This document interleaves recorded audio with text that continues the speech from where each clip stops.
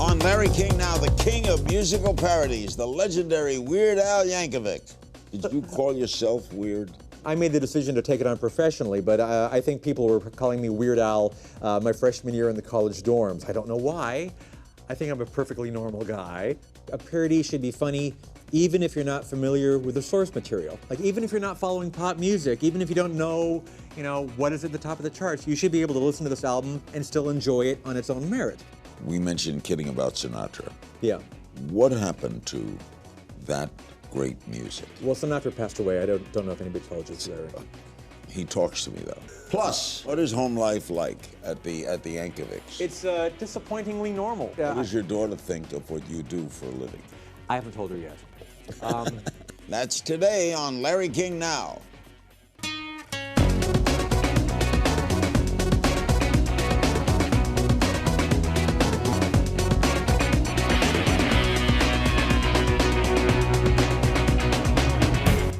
Welcome to Larry King Now. Our special guest, my man, Weird Al Yankovic, the Grammy Award-winning singer, songwriter, producer, parodist, music video and film director. Weird Al is known for his comedic songs, often parodying contemporary music acts and poking fun at current pop culture trends. He's just released his 14th studio album. I have it right here, Mandatory Fun, featuring tracks like Tacky, a renewed version of the song Happy, and Foil, based on Lord's single Royal. Mandatory Fun is now available for purchase. Congratulations. Thank you, Larry. Al used to be a regular on my late-night radio show on television.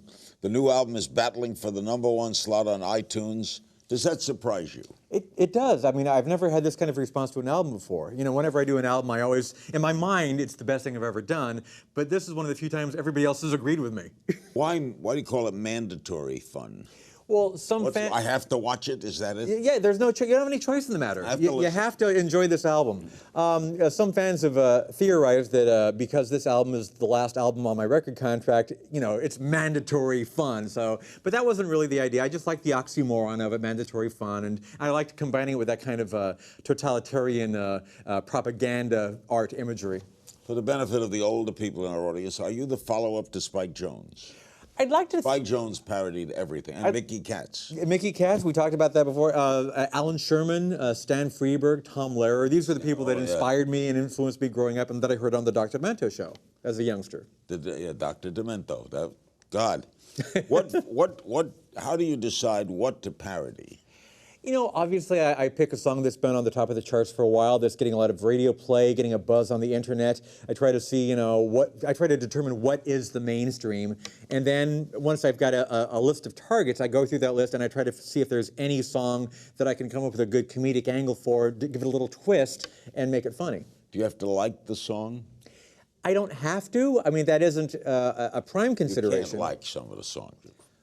Well, I can't say that I actively dislike any of the songs that I parody, because I have a real appreciation for music. So I'm not one of these kind of snarky guys that hates any kind of music, really. I like some better than others, but I do appreciate music, and when I pick it apart and try to figure out what makes it tick, that makes you really have a deeper appreciation for something. Are you parodying both the song and the artist? Not always. I mean, I've done that in the past and been more satirical. When I did my Nirvana parody, that was a song about Nirvana and how their lyrics were somewhat incomprehensible. So I've done that a few times, but most of my parodies are just straight parodies. They're taking a pre-existing work and just tweaking the content or the idea behind the song. What's the trick? What's the secret of a good parody? I remember Spike Jonze, Cocktails for Two, and he had bubbles going off, right. drunk, and Mickey Katz doing matzo ball soup instead of shrimp boats. And what's the secret? There are several things that I try to do when I do a parody. The recipe for success. Number one, I think a parody should be funny even if you're not familiar with the source material. Like, even if you're not following pop music, even if you don't know, what is at the top of the charts, you should be able to listen to this album and still enjoy it on its own merit. It'll be even funnier if you do know what it's a parody of, but by itself, it should still be funny. And also, I think parodies should be as funny, if not funnier, in the third verse than in the first verse. Because a lot of amateur people doing parodies, they'll have an idea that kind of, there'll be a punchline in the first chorus, and then it doesn't go anywhere. So it needs to build. It needs to be funnier and funnier as it goes along. Very well said. Now, my kids listen to rap on the radio. I don't understand what they're saying. So if you parody a rap song, will I understand it?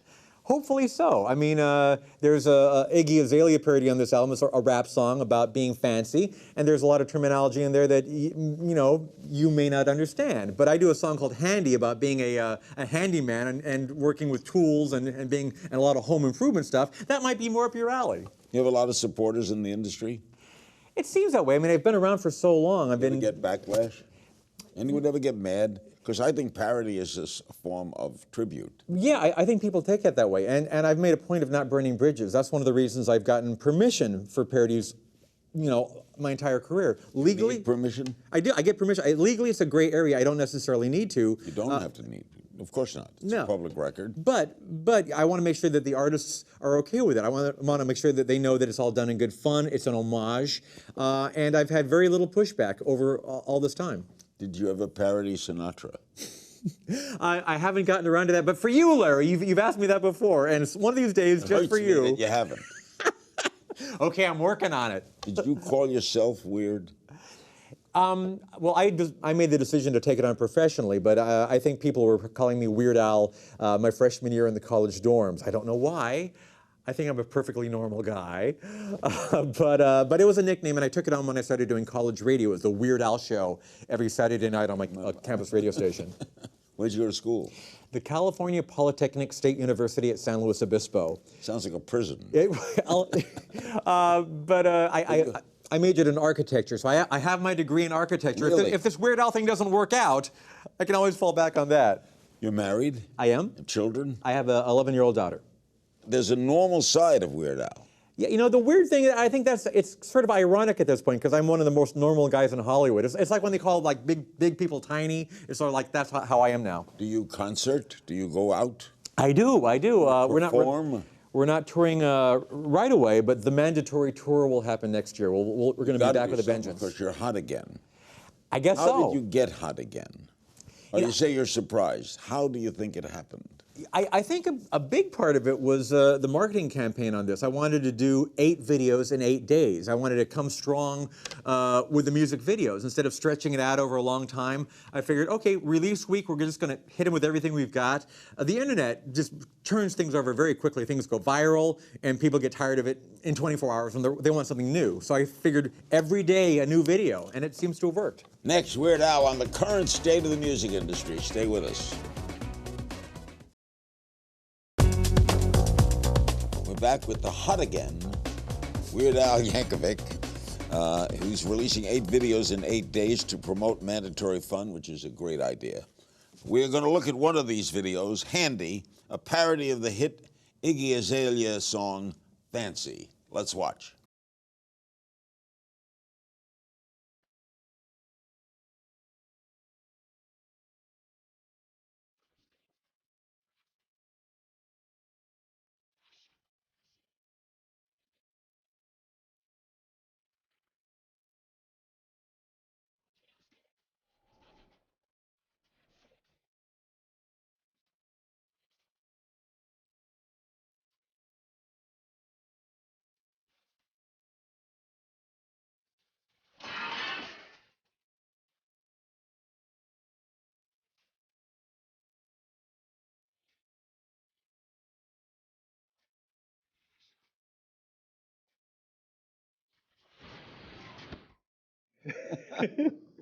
Now, I'm going to take a wild guess and assume that you're not that familiar with Iggy Azalea. Is that correct? I have no idea who Iggy Azalea is. But were you able to appreciate that? I appreciate it. Correct. There. My job is done. It's very funny. How long did it take to do that, though?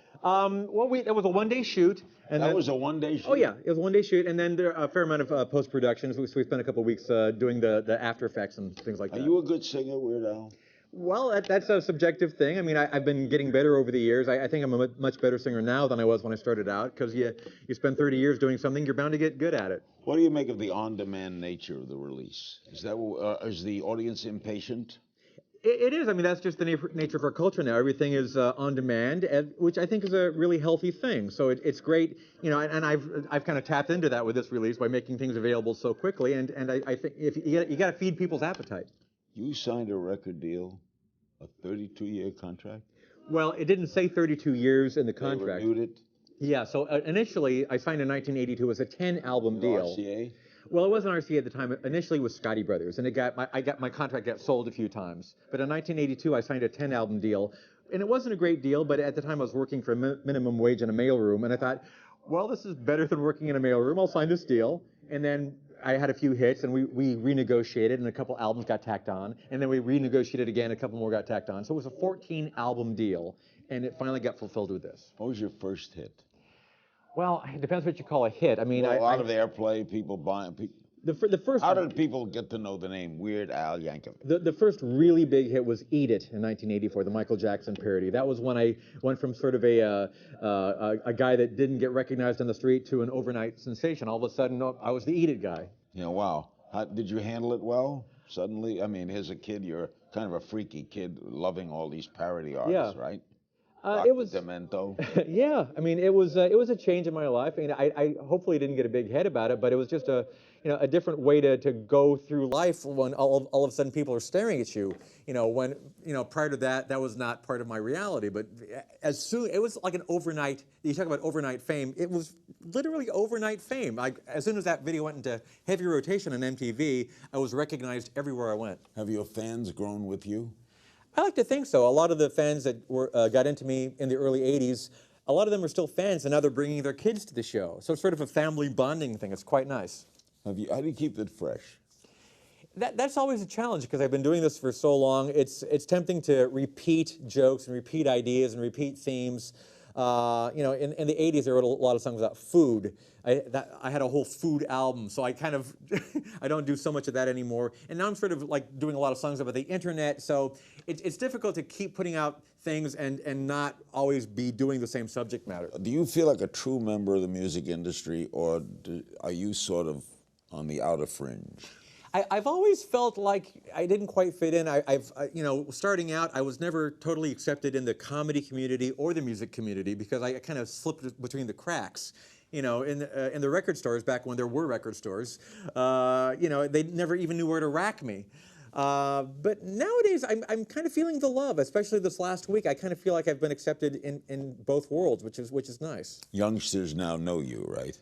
They seem to, yeah. Because you get airplay now, right? Right. How do you view the current state of the music industry? Is there a record industry? Well, there is. I mean, for the last decade and a half, the record industry has been in a bit of free fall. But everybody's still managing to make a living, and there's still managed to be a record industry. And we're just trying to figure out, in the current environment, how we can all stay in business and make money and move forward. What happened to the music? We mentioned kidding about Sinatra. Yeah. What happened to that great music? Well, Sinatra passed away. I don't know if anybody told you, Larry. He talks to me, though. Oh. But what happened to music that you could hum? You can hum Iggy Azalea. But I mean, come on. What? We've interviewed a lot of rap artists. Is there any contemporary music that you like? Anything? I'm trying to think. Yeah. I like John Legend. Oh, okay, good. Is he contemporary? Yes, absolutely. Yeah, I like that. Okay. I like Michael Jackson. I should have known a John Legend parody. If I'd known he was your favorite. His wife was here last week. Oh, nice. I like some of it, but to me, the swing era, Sinatra, the big bands, was music. It was music. I think for my next album, it's going to be like a Benny Goodman parody, and then I'll segue into a Frank Sinatra parody. Why don't you? And if you promise to buy a copy, though. After the break, we delve deep into the creative process of the one and only Weird Al. We're back with Weird Al Yankovic. Mandatory Fun is the last album on that 32 years with the company. Is it the last ever? Probably the last album for me, yeah. I think that from now on I'm going to be releasing singles because, That's the new thing, right? That's the new thing. I mean, because now with digital distribution, if I have an idea for a song, I can just get it out there. I don't have to wait for, it to be pressed up. I don't have to put out an album. I think that's the way for me to be timely, from now on. The album as a format has served me well, but it just feels like I shouldn't have to wait around until I have 12 songs before I put out something. How do you decide what you will parody? It's really kind of on a whim. I mean, it has to be a hit. It's better if You it's a think hit. so? Yeah. I tend to go for hits. And I look for songs that have a unique kind of musical or lyrical hook, something that really jumps out at you when you hear it on the radio or see it online. And then it usually boils down to whether or not I can come up with a clever enough idea for it. You've worked in film and television. Do you see yourself leaving the musical world? Yeah, this has always been my first love. I've always loved doing the music and the videos and the tours, so I don't think I'd ever get away from that. But I love working in TV and film, and you know I've gotten some offers to do some writing for possibly a Broadway musical. So there's different things I can do with my kind of sensibility and you know just do the same kind of comedy but branch out. Are videos still important? You know, they are. There's no musical video channel anymore, though. Well, there's no MTV as I used to know it growing up. MTV doesn't really stand for music television anymore. What does it stand for? Well, it's, you know, you'd have to ask them, but it's the last time I checked, which was a while ago, it was pretty much all reality shows. And there was a period of time after MTV stopped playing videos and before the advent of YouTube where it didn't make a whole lot of sense to even make music videos as far as I was concerned because they're very expensive. And if there's no place for people to see them, what's the point? But then YouTube came along, and all of a sudden it became very relevant to be making music videos because people, you know, it was video on demand. If you wanted to see what an artist was up to, you'd search it, and there you could see the new videos. Always produce your own work? I've been directing my own work since the early '90s. I've always had a fair amount of creative control over everything that I've done. I edit my own videos, so it's important to me to do that. When you go out and tour, since you dress up as the artist, you do all these videos, what is it like when you're on stage? What is your stage act like? It's a multimedia show. I dress up, you know, I still wear the fat outfit. I dress up like Kurt Cobain. Run off stage and change? Yeah, so basically, you know, I'll show videos? We show, there's video clips on the big screen while the band runs off and does a quick change and comes back. So it's almost as much a Broadway show as it is a rock show because it's so theatrical. There's a lot of production going on and just never a dull moment. Are you disappointed that MTV went away from videos? I miss the old MTV, I gotta tell you. I mean, I know that they had to follow their new business model and do what works for them because they have to change like everybody else. You know, I guess you made more money with the reality shows, so just their business model. Reality is easy moneymaker. Right? Well, exactly. I mean, you know, I thought reality was going to go away, but it's very cheap to produce, and it's very popular, and that means that it's going to be around forever. Would we do a Weird Al reality, you and your wife and your daughter? I've been pitched that several times, and I have no interest in that. I think people would expect me to be weird, and we're a very normal family. What is home life like at the Yankovics? It's disappointingly normal. Who's your daughter? She's in high school? She's just going into 6th grade. She's 11 years old, and she's going for a black belt, junior black belt in karate. Well, I would figure. You know, she loves animals and nature, and she's very artistic, very talented, sweetest girl in the world. Your wife a housewife? I wouldn't describe her as such. I mean, she used to be the senior vice president at 20th Century Fox. Wow. So I mean, she's very bright, obviously, and How did you meet?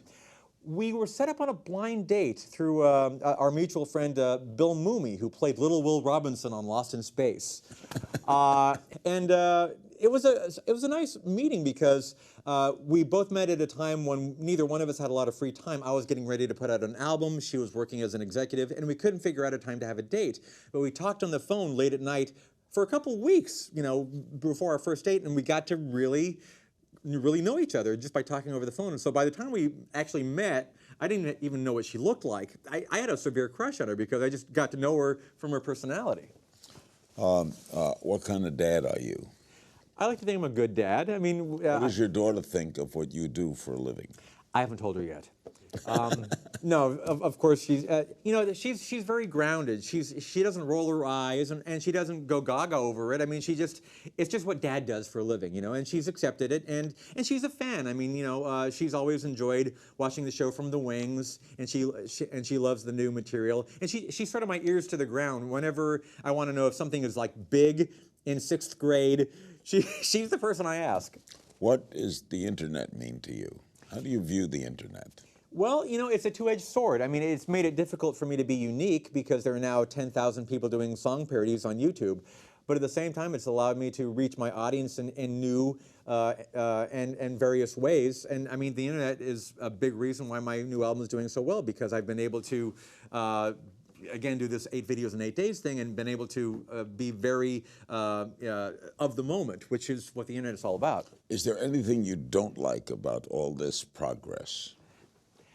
Yeah, I don't like to focus on the negative. Technology is always changing, and I like to embrace it. What do you miss? What do I miss? I miss the typewriter.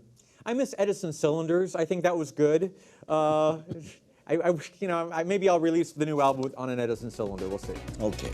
When we come back, Weird Al stays weird and takes your questions. Don't click away.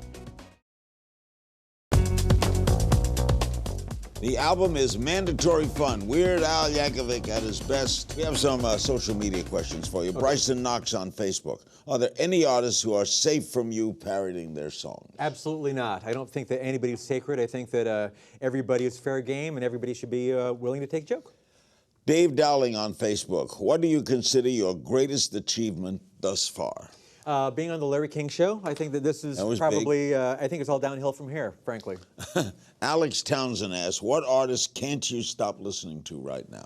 Frank Sinatra, 24 hours a day, nonstop. Don't put me on. Who do you really... I don't get to listen to a lot of music out of personal choice because I listen to what my daughter likes to listen to. My daughter has this great eclectic taste in music. Really? I don't know where it came from, but it's wonderful. She, for the longest time, she would alternate between listening to Glenn Campbell and They're Coming to Take Me Away, Ha Ha, by Napoleon XIV. Those were her 2 favorite things. Dillinger Nick via Instagram. Is being a vegan your secret to looking so young, or do you rub moisturizing cream on your face constantly? Well, I am vegetarian, and I don't know if that has anything to do with it. I've been getting compliments that I don't look 85. So how old are you? Really, how old? I'm 54. You look great. Thank you, thank you. Now, how long you been a vegan? Well, I've been, I can't really say that I'm a hardcore vegan because I do cheat on the dairy products. So I'm vegetarian, I lean vegan, but I've been that way since '92. What took you? Do you miss meat? I don't really. No, I mean, I eat meat substitutes, and that's totally fine with me. So I thought I would, but I never really did. Is your wife into it? You know, when we were dating and when we got married, my wife was vegetarian. But then when she got pregnant, her body changed, and we would be walking down the street, and she'd see a billboard for like a roast or a prime rib ad, and she'd start salivating. Oh, that looks so good! And I'm like, who are you? What happened to my wife? What about your daughter? Does she eat? Again, they lean vegetarian, but every now and then they're vegetarian except they eat meat all the time. Bradley Solar on Facebook. Which artists inspire you to keep making music? Oh gosh, I mean the people that continue to have careers after all this time. There's only a handful that have also. Who stands out to you today musically? Well, I just admire the people that like Bruce Springsteen has been doing it since the '70s, still going strong. Gosh, who else? I mean, Garth Brooks. Yeah, still doing it. And what was his alter ego? Chris Gaines. I'm a big Chris Gaines fan. All right, Al, you are in some ways the king of nerds, a hero to many. And we want to prove if you live up to that title, so we have some questions. Or is this a gotcha moment? You're going to see if I'm really a nerd? Personally, I don't care. You get it right. Weird Al, it ain't going to change my life. Okay. If you miss this, there's no demerits. Fine. Okay. In Star Wars, who was shot first? Obviously, Han Solo shot first. Don't tell me otherwise. Complete this sequence. Kirk, Picard, Cisco. Okay, we're talking about Star Trek, and gosh, okay, I'm going to lose so much cred here. Kirk, Picard, Cisco. So whoever the fourth. You see, I'm not as big of a Star Trek fan as a Star Wars fan. Okay. I should know that. The answer is Star Trek captains Janeway and Archer. I should have known that. I didn't know that. I should have known that. Jailbreaking is the process of what? It's making your phone so that you're not tied into a carrier. What does LARP, L-A-R-P, stand for? Oh, I know this. It's a very familiar term. See, you're busting my nerd cred. Hey. No, I don't know any of this. Okay. Live action role play. Yes, so it was a role-playing thing. I couldn't remember what the acronym was for. What's written on the poster in Fox Mulder's office in the X-Files? My wife worked on X-Files. Is it Believe? I Want to Believe. I Want to Believe, right. We'll give you credit. Okay, half credit. What does LASER stand for? What does LASER stand for? That's an acronym. Equalizer. Who could get this? I'm going to give up on that one. Light amplification by stimulated emission of radiation. Come on. I know what SCUBA stands for, but I forgot what What LASER does SCUBA stand for? A self-contained underwater breathing apparatus. Weird Al, you're one in a million. You're the best. Weird Al Yankovic. The album is Mandatory Fun. Make sure you pick up his newest studio album, Mandatory Fun. It's available now on iTunes and Amazon. Everything's available on Amazon. And as always, you can find me on Twitter at King's Things. I'll see you next time.